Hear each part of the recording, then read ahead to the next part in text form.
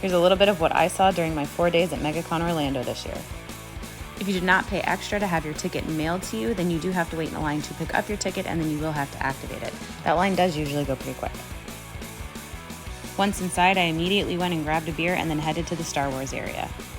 There were 3 beer options this year. They were all 11% and they were all quite delicious. Did you build it? Every year I've gone to Megacon, I've always found a huge Star Wars cosplay area, and they don't just do this for fun, they also do this for charity. I highly recommend walking around, taking a bunch of pictures, and throwing a couple bucks in one of their bins.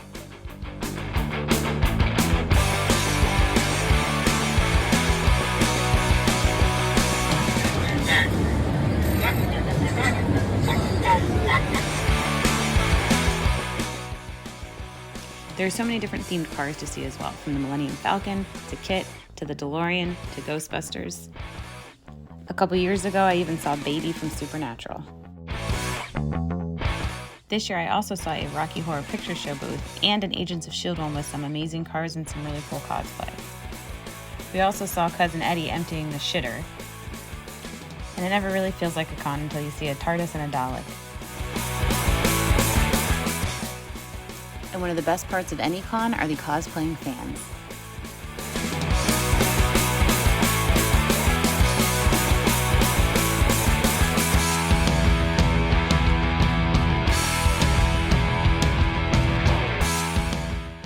There were some great celebrity guests this year, which meant some amazing panels. If you want to hear some of the clips from this year, head over to our Megacon 2023 playlist. This week's podcast will also have some fun facts from the panels. And of course, there is a ton of shopping to do. The vendors on the floor will have everything you never knew you needed.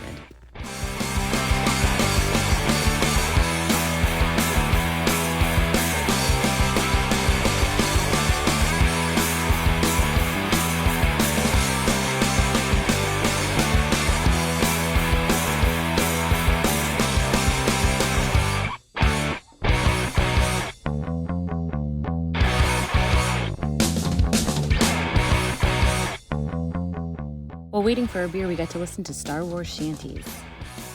If you're a comic book fan, definitely don't skip the comic creators area.